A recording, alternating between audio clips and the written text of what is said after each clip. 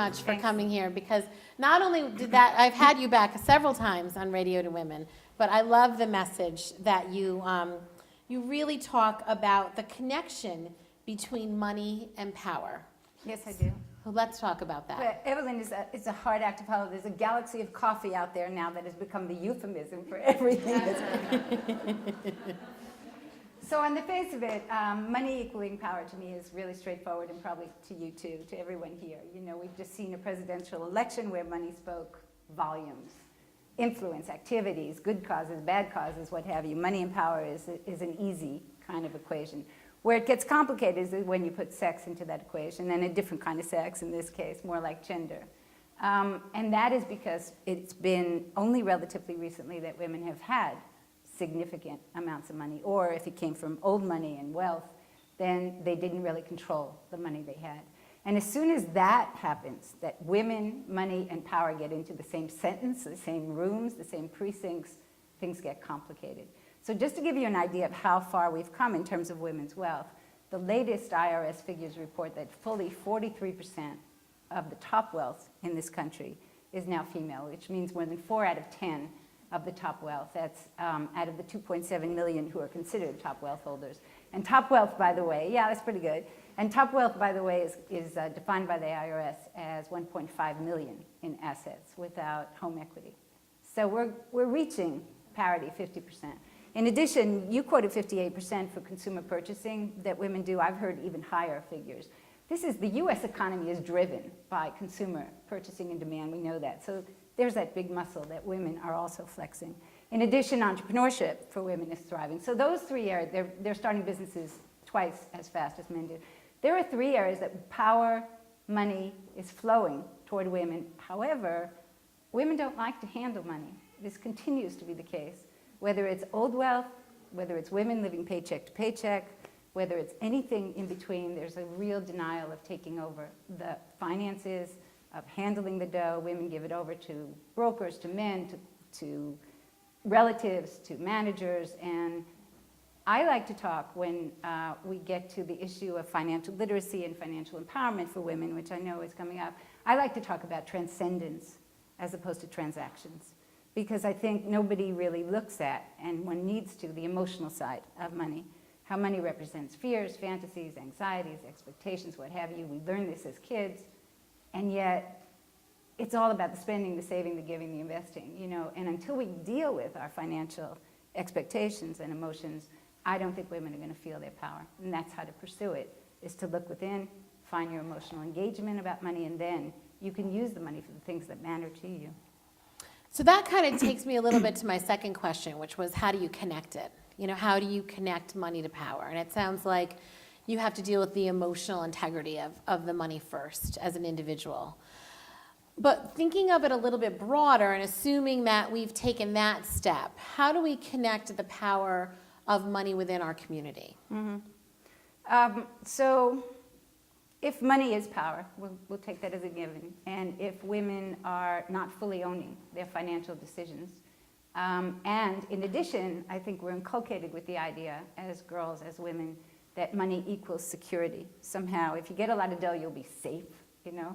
That whole bag lady syndrome is not stupid or irrational, because women earn less throughout their lives than men do. So the bag lady syndrome, and relatives who they take care of, they're in and out of the workforce. However, once you've done that emotional work of looking into what you can do, I'll tell you a story of one woman who I've interviewed at length and talked to, who was an heiress. She lost her mother at the age of 18, then came into a significant trust fund. And that money just paralyzed her. You know, you think about wealth as being such a good fortune, you know, but you see the lottery winners, they just implode, you know, the responsibility. So here's this young girl, she's 18 years old, she's in Manhattan, she's running around with a bunch of artists who are scrambling to pay the rent, trying to figure out where their next meal is coming from. And she's got multi-million dollars, and she doesn't tell anyone that she's wealthy because it's such a burden to her. She buys a comfortable apartment in the Upper East Side of Manhattan and tells no friend about it, invites no one home, has no potential boyfriends. And this goes on till age 32. Imagine, 18 to 32. She said to me, she remained in the closet. That's the way she put it. And then she connected with a group out in San Francisco that helps wealthy women, anyone, wealthy people in general, to put their philanthropic instincts into action. And she said to me she began to see her wealth as a tool. The quote from her says, "Like many inheritors, I didn't know how to integrate the money with my values and the rest of my life. If I had found that threshold at 21, it would have made a huge difference." So women are it's still occurring to women to own the authority, the emotional authority and the physical, the financial authority that they have with money. A good way to get started, to move out into the community, and I'm sure many of you here know about it, is to start a giving circle. It's the easiest, non-complicated way. It's egalitarian, it's immediate. You get 10 friends together, you decide to give $100 to some issue, some cause in the community. At the end of the year, it's $10 a year. And you're talking about the issues that are going on. Another good way to get involved is to just get in touch with the local community foundation. In this case, in this region, many of you know it's Berkshire Taconic. They'll give you an overview about what's going on in the community. But it has to start with your decision from within, you know, that idea of transcendence.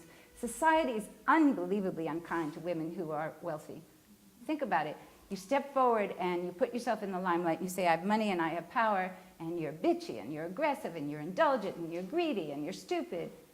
Men with power, Michael Bloomberg, Bill Gates, stalwart, admirable, role models, you know. So somehow we have to find the idea that we are players, just like the guys are players, and move into that realm. And you have to start small and then you move on. So that brings me to my last question, which is about, you know, how small is too small? And I think we all feel, you know, we're going off the financial cliff as a country. You know, I'm going off a financial cliff, my checkbook. How do I still give when I feel like I can't? So money is not the definition of philanthropy or giving. And there's a difference between charity and philanthropy, one being, you know, giving from the heart, philanthropy giving from, starts with the heart, it always does, from the heart to the head to the hands. So you figure out a plan and then you're hands-on implementing, you get at root causes. And that's one of the definitions, and that has nothing to do with the size of the check or how much you have to give. A story about someone who had no money, no resources, no power at all is a woman I've talked to at length whose name is Astrid Hager. She's out in California. She's a pediatrician. And back in 1983, she was just starting out, and she volunteered at the Los Angeles County Hospital. And there she is at the clinic, and kids who had been sexually abused are brought into the clinic, and they were physically examined over and over again, repeatedly, routinely, because there was a court case or a lawyer who needed answers or a doctor who had questions. And Astrid was appalled, horrified, indignant that the kids were being put through this physical abuse over and over again. So she pioneered the use of video documentation. Kids were examined the first time, videoed. Anytime there was any question or decision to be made, they could look at the video.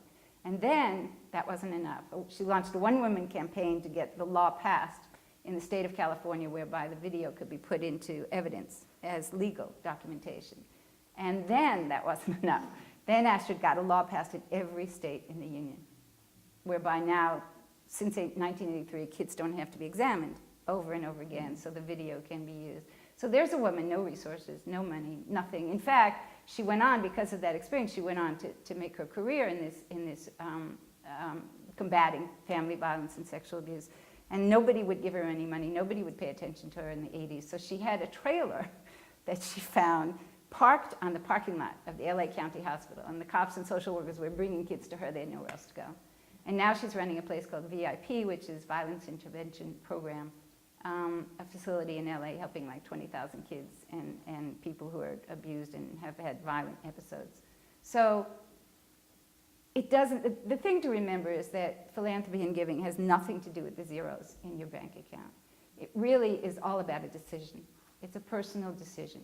You decide to step over the threshold and join the ranks of the people who are trying to solve problems, as opposed to the people on the other side of the threshold who are complaining about the problems. And that's all it takes. And I think when women step up and find that center, that power that we now have, because we have the ability, we have the skills, we have the money, we have the education, if they step up and pull chairs up to the table where the policy and the profits are being made and stop making only potluck suppers, we'll be in great shape. Thank you. Thank you, Joanna Krotz.